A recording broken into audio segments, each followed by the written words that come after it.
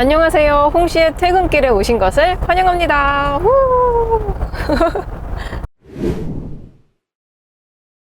저는 국내에 들여온 지 이제 2년 정도 지난 풀사이즈 SUV 쉐보레 타호를 시승하고 있습니다.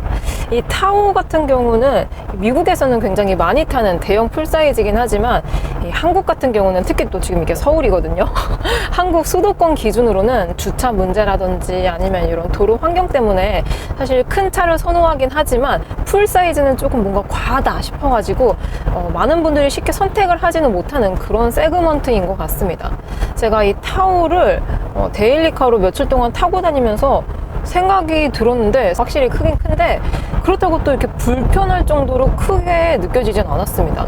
일단 뭐 골목길이라든지 좀 옛날에 지어진 건물 주차장 그런 데는 확실히 좀 머리가 아프긴 했었는데요. 그 이외의 공간에서는 그렇게 불편하진 않았습니다. 그리고 지금 이렇게 쭉 항속할 때는 이게 전고가 굉장히 높거든요. 그래서 전방 상황을 훤히 볼 수 있기 때문에 어디가 정체가 되는지, 어떤 사람이 민기적거리는지, 어떤 차선이 조금 더 빨리 갈 수 있는지 그런 것들이 다 보이기 때문에 오히려 운전이 편하다라고 느껴졌습니다.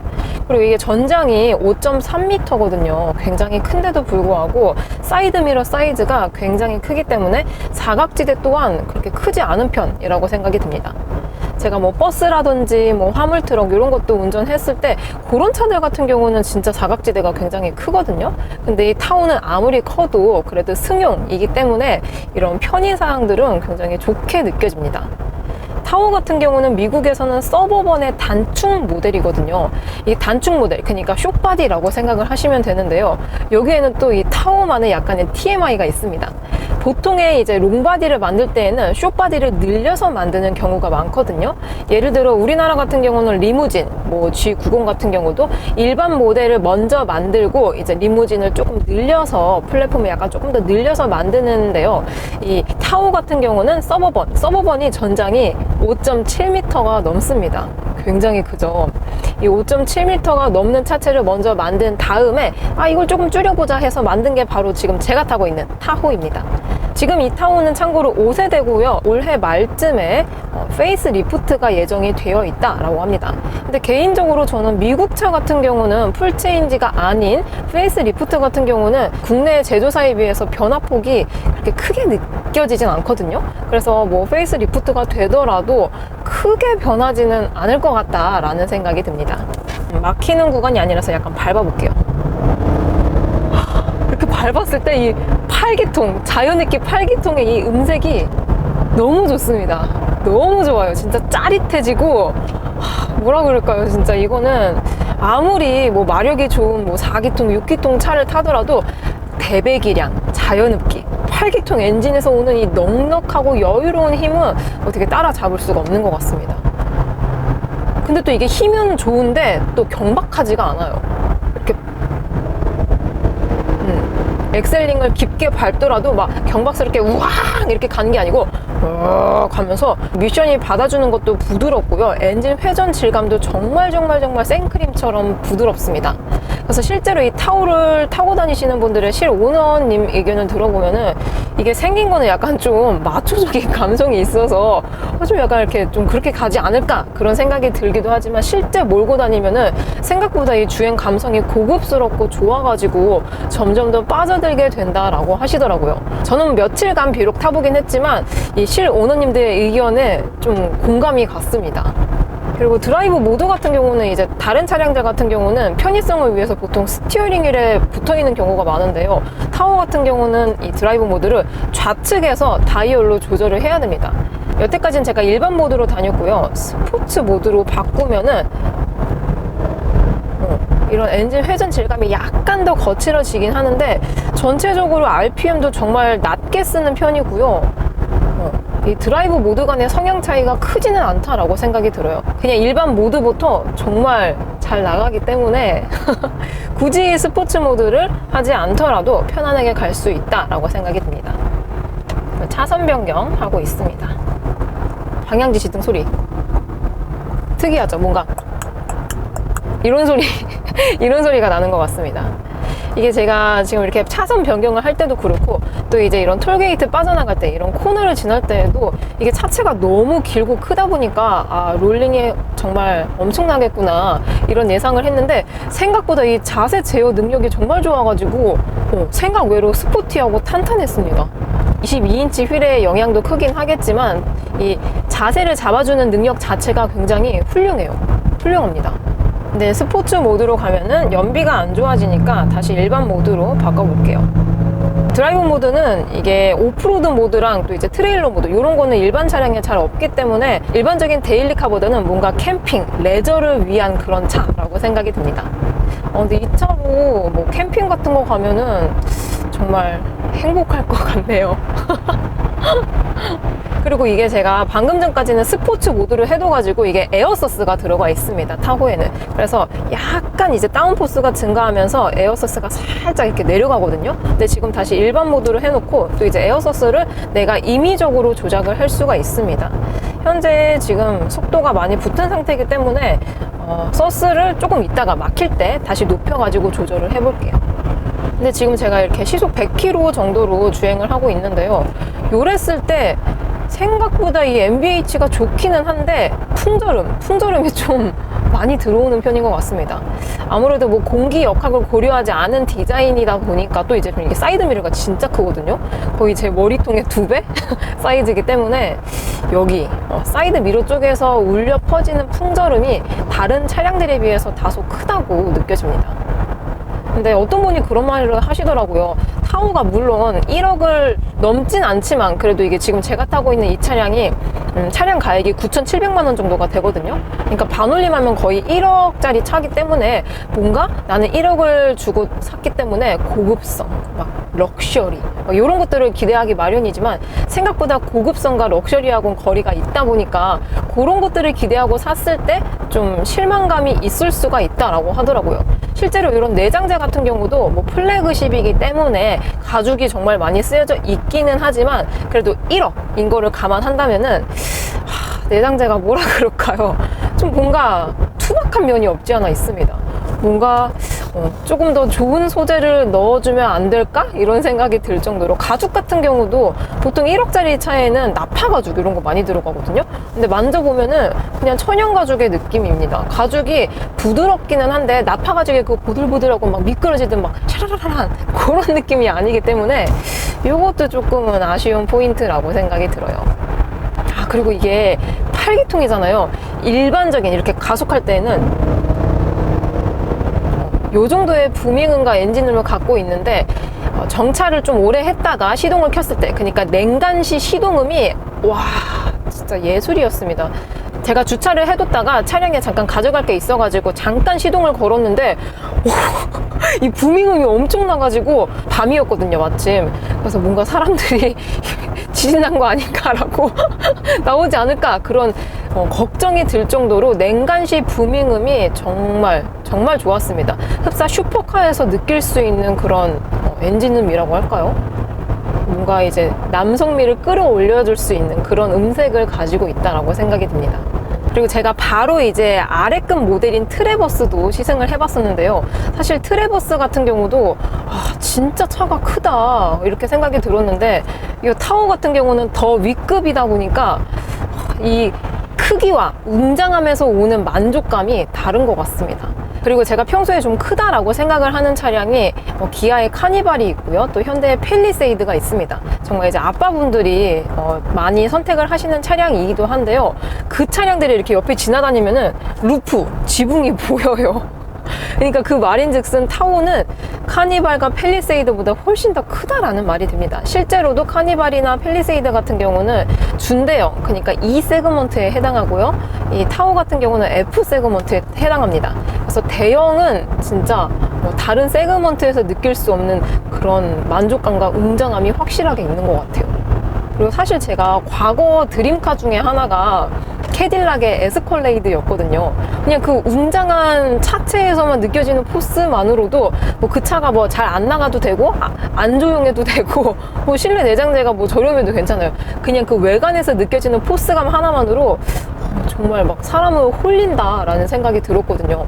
근데 그 에스컬레이드 같은 경우는 옵션 조금 넣다 보면은 1억 중반 정도가 됩니다. 가격이 굉장히 비싼 차종인데요. 그 에스컬레이드와 플랫폼과 파워트레인을 공유하는 타워 같은 경우는 1억이 가까이 되는 가격이긴 하지만 그래도 1억이 안 되기 때문에 그나마 이 사이즈 중에서는 가성비 있게 누릴 수 있지 않을까 싶기도 해요. 그리고 타워 같은 경우는 이게 국내에 출시된 지 몇 년이 안 됐습니다. 그 전까지는 국내에 출시가 되지 않은 차량이었어요. 그래가지고 이 풀사이즈 SUV를 사려면은 방금 제가 말씀드렸던 1억 중반이 넘는 에스컬레이드나 아니면 링컨의 내비게이터 아니면은 포드의 익스플로러가 아닌 익스페디션이 있습니다. 근데 방금 제가 말씀드린 차량 모두 1억 중반 정도 하거든요, 가격이. 그러니까 이 대형 SUV를 사려면은 1억 중반은 내야 된다 이런 게 있어가지고 아니 도대체 타오는 왜 국내 출시를 안 하냐 이런 분들이 진짜 많으셨는데요. 타오가 출시가 되고 나서 많은 분들이 선택을 하실 줄 알았는데 생각보다 이게 차체에서 오는 압박감과 또 이게 배기량이 6200cc거든요. 6.2. 그래서 이게 연간 자동차세만 160만 원이 조금 넘습니다. 저 같은 경우는 1년에 자동차세를 50만 원 이하로 내는 사람이기 때문에 와 1년에 160만 원 좀 과하지 않나 이런 생각이 들기도 하고요. 또 이제 연비 같은 경우는 제가 지금 고속 주행을 해가지고 6.7km가 나오고 있는데요. 막히는 시내 구간에서는 3.5km 정도가 나왔습니다. 아마 제가 홍시카를 하면서 정말 많은 차량을 타봤는데 그 중에서 가장 연비가 안 좋은 차량이지 않을까 그런 생각이 들었습니다. 실제로 3km대 차는 이 타오가 처음이에요. 그래서 그만큼 차량 가격은 풀사이즈 치고는 저렴하긴 하지만 뭐 기름값이라든지 세금이라든지 이런 추가적인 것들 나가는 지출이 많은 차량이기 때문에 함부로 선택을 할 수는 없을 것 같습니다. 실제로도 비슷하지만 한 체급 아래인 펠리세이드랑 비교를 했을 때 펠리세이드 2대 값이거든요, 요 타오가. 그리고 힘 같은 경우도 엔진 같은 경우도 펠리세이드가 4기통이잖아요, 디젤 기준으로. 근데 이거는 8기통, 그러니까 엔진 2개가 붙어 있다고 생각을 하시면 됩니다. 그래서 마력 같은 경우도 디젤 같은 경우는 200마력대인데 요거는 425마력이니까 그냥 이 펠리세이드 2대를 타고 다닌다 라고 생각을 하시면 돼요. 그래서 이 차량이 정말 좋기는 하지만 좀 가성비 있게 패밀리카로 운영하기에는 좀 진입 장벽이 높지 않나 그런 생각이 듭니다. 방금 이렇게 다리 요철이나 이음새 구간을 갈 때에는 에어 서스펜션이 가지고 있는 차량 특징이 저런 큰 충격은 이 충격 흡수를 정말 부드럽게 잘 해줍니다. 근데 이건 제조사에 따라서도 다르고 차량에 따라서도 조금 다르긴 한데요. 그 이후의 충격은 타워 같은 경우는 약간 조금 더 와일드한 편에 속해요. 그래서 이런 노면의 상황을 조금 더 디테일하게 읽을 수 있는 그런 차량이기 때문에 약간 그런 마초적인 감성이 녹아있는 것 같습니다. 그리고 이 차량이 공차 중량이 2.6톤이 넘고 총 중량 같은 경우는 지금 3.2톤짜리 차량입니다. 굉장히 무겁죠. 그래서 무거운 만큼 이 브레이킹 감도가 이 타오를 처음 타시는 분들은 약간 당황하실 수도 있어요. 저도 좀 당황했거든요. 쭉 이렇게 항속하다가 브레이크를 밟으면은 정말 묵직하고 무거운 차 특유의 브레이크 감각을 가지고 있습니다. 디테일한 제동 능력은 있기는 있지만 다른 일반적인 차량들에 비해서 제동거리가 진짜 길게 느껴져요. 그리고 브레이크 담력 같은 경우도 굉장히 후반에 집중이 되어 있기 때문에 이 브레이크 세팅 값을 충분히 익히지 않으신다면 발끝 피로도가 생길 수도 있을 것 같습니다. 제가 이 브레이크 감도를 왜 얘기하냐면은 지금처럼 계속 이렇게 항속하면은 괜찮은데 가고서고 막히는 구간에서는 이게 오토홀드가 없어요. 1억짜리 차인데 오토홀드가 없습니다. 그래서 계속 브레이크를 밟고 있어야 되는데 일반적인 차들에 비해서 담력이 좀 후반에 집중이 되어 있다 보니까 좀 이렇게 계속 브레이크를 밟고 있는 게 저는 발등 피로도가 다른 차량들에 비해서 조금 더 높게 느껴지더라고요. 그래서 이 차는 막히는 구간을 가면 안 되는 차량인 것 같아요. 막히면은 연비도 3km대가 나오고 발등도 너무 아프고 네, 그렇습니다. 이게 지금 이게 미국 차잖아요. 미국 같은 경우는 막 뉴욕시 막 엄청 그렇게 길 막히는 그런 주가 아니라면은 보통 쭉 항속하고 뚫려 있으니까 그래서 이 오토홀드가 없더라도 크게 문제점으로 지적이 되진 않겠지만 한국 같은 경우는 특히나 수도권 같은 경우는 너무 이제 항상 막히다 보니까 이 오토홀드의 부재가 굉장히 크게 느껴집니다. 실제로 가장 최근에 출시된 쉐보레 차 중에서 트레일블레이저가 최근에 페이스 리프트가 되었는데요. 트레일블레이저 같은 경우도 오토홀드가 없습니다. 근데 그거는 이제 B세그먼트 소형 SUV이기 때문에 굳이 뭐 오토홀드가 없더라도 뭐 있는 것보다는 불편하긴 하겠죠, 당연히. 근데 이게 담력이 그래도 이 소형 SUV에 적합한 그런 감도를 가지고 있어서 이 발등 피로도가 크게 느껴지진 않았거든요. 근데 요거는 대형이라서 확실히 다른 것 같습니다. 뭔가 미국 차들, 요런 차들은 오토홀드를 거의 잘 안 넣어주는 것 같기도 해요. 막히는 구간이니까 제가 이 에어 서스펜션을 임의로 조금 조정을 해볼게요. 에어 서스펜션 같은 경우는 총 4단계로 조절을 할 수가 있습니다. 표준 지상고로 했다가 승하차 시 지상고 조절로 해봤어요. 그러니까 지상고를 지금 제일 낮게 내려두고 있는 상태입니다. 이게 약간 배를 탄 것처럼 차가 끼우뚱끼우뚱해요. 이 에어 서스펜션을 조절하게 되면은 끼우뚱끼우뚱 하면서 지금 또 이제 최대로 내려간 상태이긴 하거든요. 근데 내려갔다 하더라도 뭐 2cm 올라갔다가 2cm 내려간 거기 때문에 여전히 시야각은 높아요.